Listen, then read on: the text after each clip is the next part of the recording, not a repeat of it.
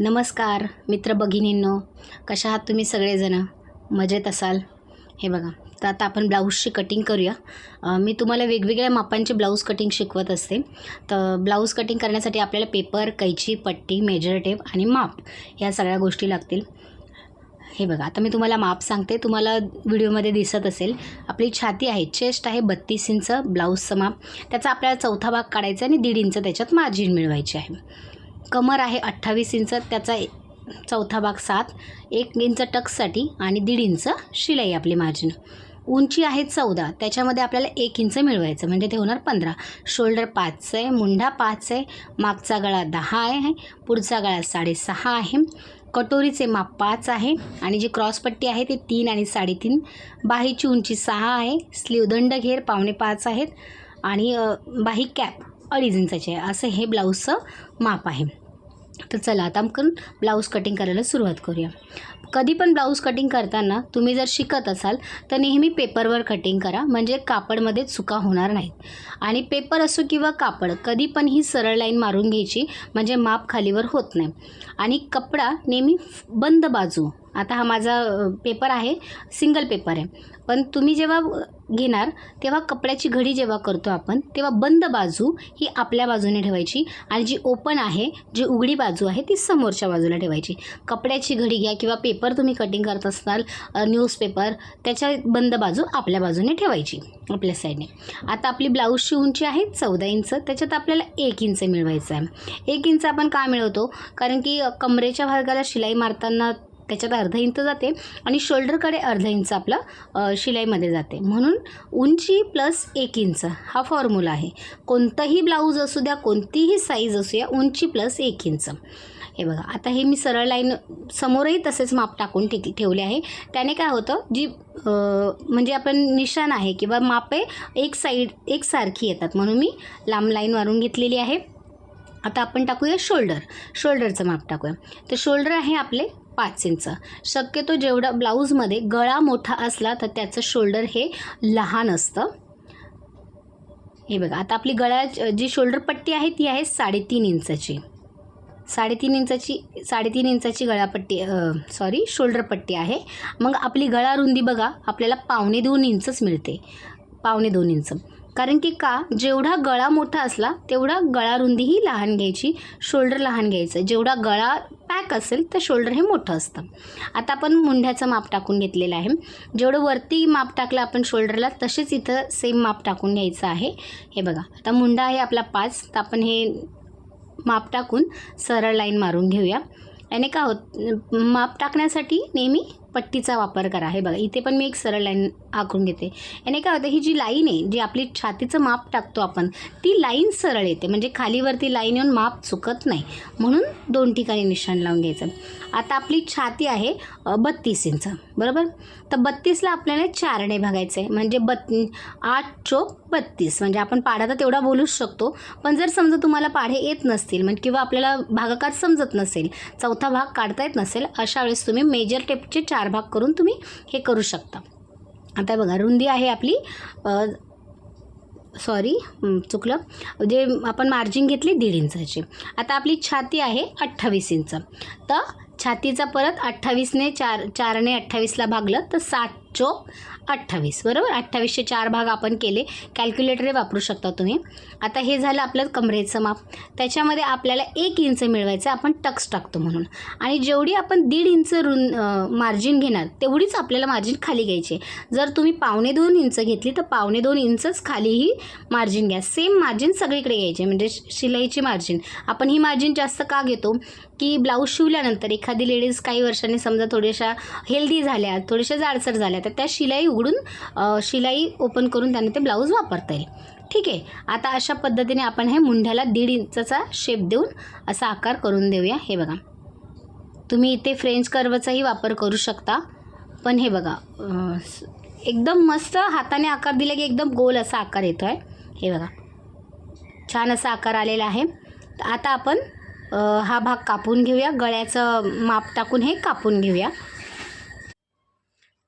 हे बघा, आता आपण ब्लाऊजचा गळा आहे आपला 10 इंचचा, तर आपण अर्धा इंच जास्त घेणार, कारण की शोल्डरच्या बाजूला शिवण्यामध्ये जातं आणि पाव इंच पायपिंग लावताना जातं, म्हणून अर्धा इंच आपल्याला जास्त घ्यायचं आहे. 10चा गळा असेल तर 10.5 घ्या, 10.5चा असेल तर 11 घ्या, जे तुमच्या ब्लाऊजचं माप असेल त्या हिशोबाने. हे बघा. आणि त्यानंतर आता आपण गळ्याची रुंदी, रुंदी ही 2.5 पावणे 3 3ही तुम्ही घेऊ शकता.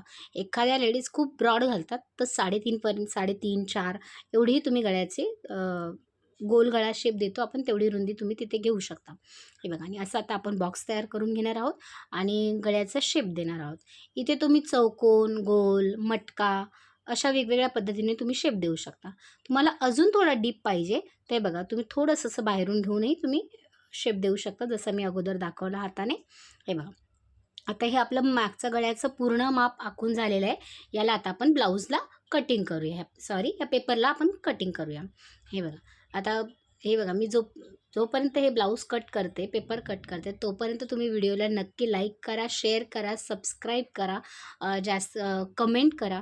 जर तुम्हाला काही अडचण असेल ब्लाऊज शिवण्यामध्ये, किंवा मी हे जे व्हिडिओमध्ये सांगितलं आहे यात तुम्हाला काही समजलं नसेल तर तेही तुम्ही मला सांगू शकता. हे बघा, इथे ना अजून एक महत्त्वाची टीप आहे ही. जर तुमचं ब्लाऊजचं शोल्डर उतरत असेल ना, तर नेहमी ब्लाऊज कटिंग करताना पाव इंच आपल्याला गळ्याच्या साईडला शोल्डर स्लोप द्यायचा आहे.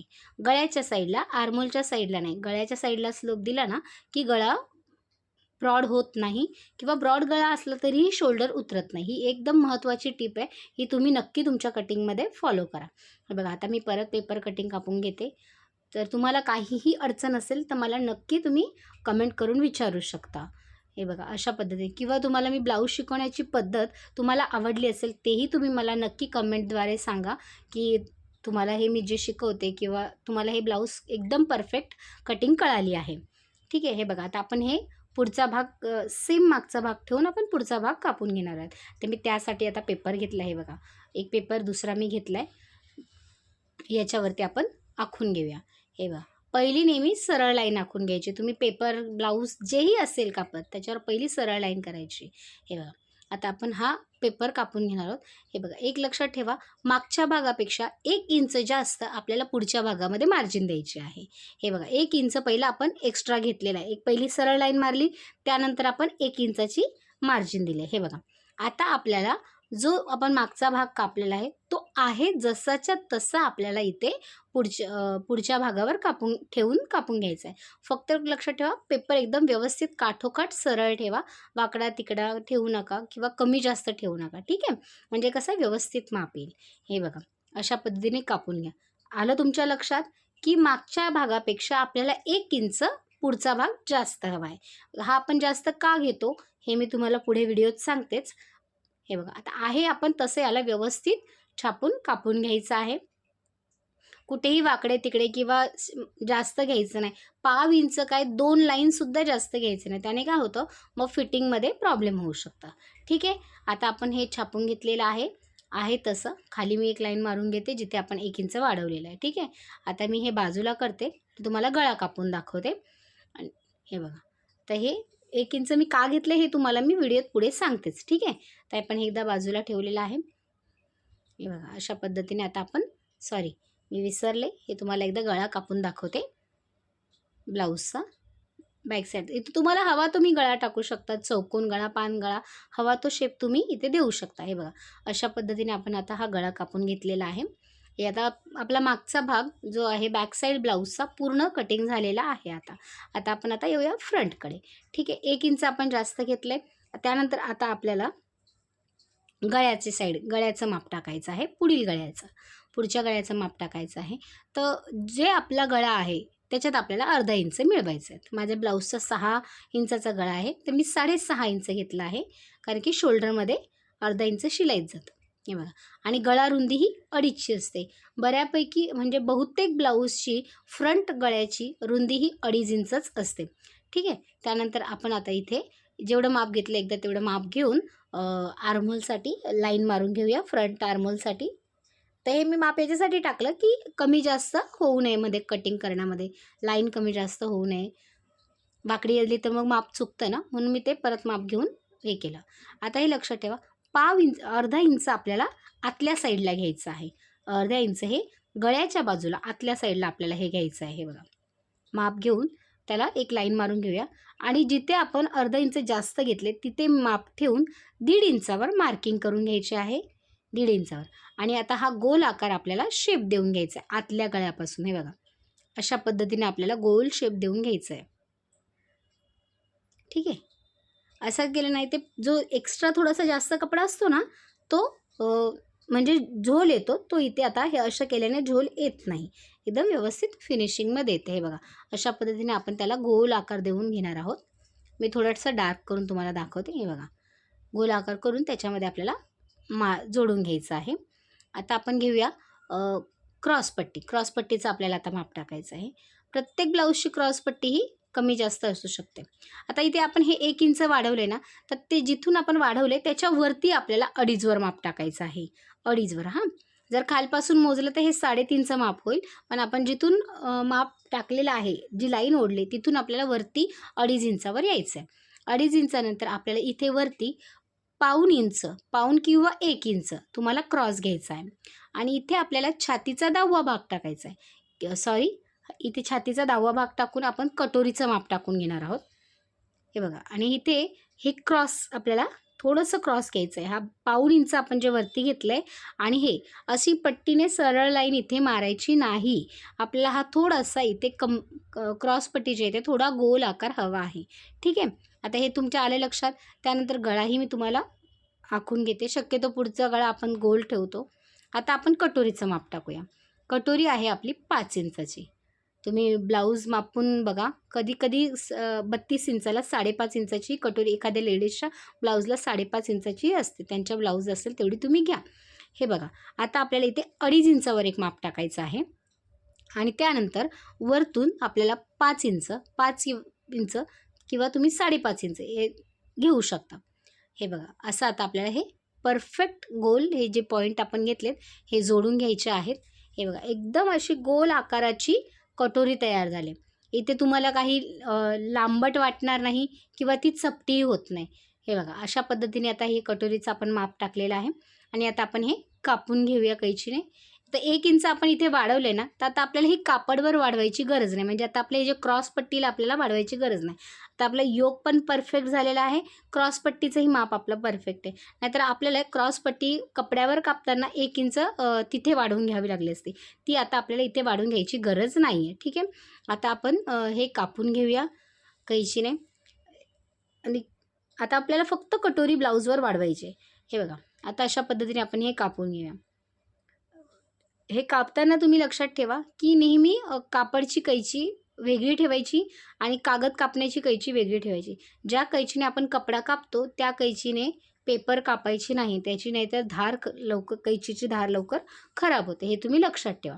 आता आपण कटोरी कापून घेऊया. हे बघा, हे सगळे जे माप आहे हे आता परफेक्ट माप आहे. याच्यावर आपल्याला कुठेच जेव्हा आपण कपड्यावर हा पेपर ठेवणार ते एक्झॅक्ट निशाण मारून आपल्याला कट करायचं आहे. फक्त आपल्याला आता कटोरी वाढवायची गरज आहे. बाकी योग वाढवायचं नाही किंवा क्रॉसपट्टी वाढवायची नाही. बऱ्याच जे वेगवेगळे पद्धतीने कटिंग करतात त्यांच्या याच्यात आपल्याला अर्धा इंचाचं योगमध्येही मार्जिन द्यावं लागतं. पण आपली ही जी पद्धत आहे ना, याच्यात आपल्याला ना क्रॉसपट्टी वाढवायची गरज आहे ना योगपट्टी वाढवायची गरज आहे. हे बघा, आता पाव इंच आपल्या इथे वरती शिवण्यात जाईल आणि पाव इंच आपण जो आतल्या साईडला क्रॉस लावतो, क्रॉसपट्टी डबल लावतो तिथे जाईल. ठीक आहे. त्यामुळे आता आपल्याला फक्त कटोरी वाढवायची. हे बघा, आता मी तुम्हाला कटोरी वाढून दाखवते. आहे तशी हिला आपल्याला छापून घ्यायचं आहे. हे बघा, आहे तशी आपण हिला छापून घेऊया. जसं निशाण आहे ना एक्झॅक्ट तसं निशाण लावायचं. इथे घाई करायचं नाही. जर तुम्ही एकदमच नवीन शिकत आहात अशा वेळेस तुम्ही एक पिन लावून घ्या तिथे, टाचीन लावून घ्या किंवा सुई लावून घ्या. सुईने लावून कपडा टाचून लावून घ्या याला, जेणेकरून तो कागद हलणार नाही. ठीक आहे. हे बघा, अशा पद्धतीने आता आपण याला व्यवस्थित आखून घेतलेला आहे. आता याच्यामध्ये आपण हे जे आहे ना याचा मध्यभाग काढणार आहोत. या दोघांचा आपल्याला मध्य काढायचं आहे. इथे ठेवलं मेजर टेप तर मध्य आहे. 8 असेल तर 4 घ्या. 5 असेल तर 2.5वर मार्किंग करा. 6 असेल तर 3वर मार्किंग करा. हे बघा, आणि आता आपल्याला 1.25 इंच इथे जास्त घ्यायचं आहे. ह्या साईडलाही 1.25 इंच घ्यायचं आहे आणि आपल्याला ह्या साईडलाही 1.25 इंच. कटोरीच्या दोन्ही बाजूला आपल्याला 1.25 इंच जास्त घ्यायचं आहे. जर मोठी साईज कटोरी असेल तर 1.5 इंचही घ्यावं लागतं, हे लक्षात ठेवा. आणि जर छोटी साईज कटोरी असेल तर 1 इंचही ठेवावं लागतं. वेगवेगळ्या कटोरीमध्ये वेगवेगळं मार्जिन असतं. 1.5 इंच आपल्याला गळ्याच्या साईडला वाढवायचं आहे आणि 1.5 इंच आपण जिथे कटोरी जॉईंट करणार त्या साईडला आपल्याला वाढवून घ्यायचं आहे, की शिवताना ती कमी होऊ नये म्हणून. ठीक आहे. आता आपल्याला हे जे पॉईंट आहेत, 5 पॉईंट मिळालेत, हे आपण आता जोडून घेऊया. हे 2-3 पॉईंट तर आपल्याला पट्टीने जोडून घ्यायचे आहेत. हे बघा, गळ्याच्याही साईडला आपण हे जे 1.5 इंच जास्त घेतो ना, हे बटन पट्टी शिवताना कमी पडू नये किंवा हुक पट्टी लावताना कमी पडू नये म्हणून आपण इथे गळ्याच्या साईडला 1.5 इंच वाढवलेलं आहे. ठीक आहे. आलं तुमच्या लक्षात? हे बघा, असं आता परफेक्ट गोल आकार देऊन तुम्ही ही कटोरी जॉईंट करून घ्यायची आहे. हे बघा, किती एकदम परफेक्ट आले, गोल एकदम कटोरी बसते ही. हे बघा, आता याला आपण अशा पद्धतीने कापून घेऊया. शिवताना आपल्याला व्यवस्थित टक्स मारले ना तर एकदम कटोरीला पफ पण एकदम छान येतो. हे बघा, अशा पद्धतीने हिला आपण कापून घेऊया. मी ह्या ब्लाऊजचे तुम्हाला कटिंग करून शिवूनही दाखवणार आहे. हे बघा, अशा पद्धतीने आपण याला कापून घेतलेलं आहे. हे बघा, सेम छोट्या फॉर्माचा आपण मोठी साईज कटोरी आता वाढवून घेतलेली आहे. हे आता आपण बाजूला ठेवते आणि मी तुम्हाला स्लीवची कटिंग करून दाखवते. ठीक आहे. हे बघा, आता आपण एक पेपर घेतलेला आहे. हा डबल फोल्ड पेपर आहे. तुम्ही जर कपडाही घेणार तर तुमच्याकडे 4 फोल्ड राहतील. आता हे डबल आहे तर अजून आतल्या साईडला अजून एक फोल्डवाला कपडा राहील, कारण की म्हणजे दोन्ही स्लीव आपल्या एकत्र कटिंग होईल. ठीक आहे.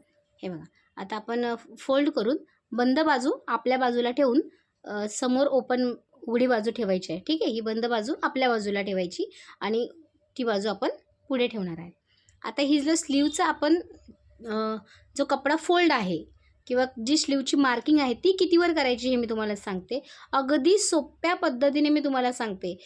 छातीचा 4था भाग किंवा 5वा भाग काहीही इथे झंझट करायचं नाही. बघा, आहे ना, हा आर्मोल बॅक साईडचा आर्मोल आहे तसं एक्झॅक्ट मोजून घ्यायचा आपल्याला. वरपासून खालपर्यंत मोजून घ्यायचा.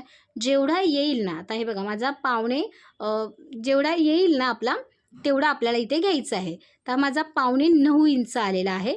तर आपल्याला 9.25 इंच आपला आर्मोलचा हा शेप आलेला आहे. तर याच्यातून आपल्याला 1 इंच कमी करायचा आहे. तर आपण 9.25चा 9.8 घेतला आहे. म्हणजे तुम्ही जे ब्लाऊज कटिंग करतात त्याचा जेवढाही आर्मोल असेल बॅक साईडचा तो गोल आकार मोजून घ्यायचा आणि त्याच्यामधून 1 इंच कमी करून घ्यायचं. ठीक आहे. हा एकदम बेस्ट आणि सोपा फॉर्म्युला आहे ब्लाऊजच्या स्लीवसाठी, कपडा फोल्डसाठी. ठीक. आता आपण इथे ब्लाऊजची उंची टाकूया. जेवढी आपली ब्लाऊजची उंची आहे त्याच्यात आपल्याला 1 इंच मिळवायचं आहे. जर तुमचं अस्तरचं ब्लाऊज असेल तर तुम्हाला 1 इंच मिळवायचं आहे आणि जर तुमचं साधं ब्लाऊज असेल तर तिथे तुम्हाला 1.5 इंच मिळवायचं आहे. कारण की साध्या ब्लाऊजला आपल्याला डबल फोल्ड करावे लागते. अस्तरला आपण फक्त अर्धा इंच शिवून घेतो. ठीक आहे. जे ब्लाऊजची तुमची बाहीची उंची आहे त्याच्यामध्ये अस्तरवाल्या ब्लाऊजमध्ये 1 इंच मिळवून तुम्हाला माप टाकून घ्यायचं आहे.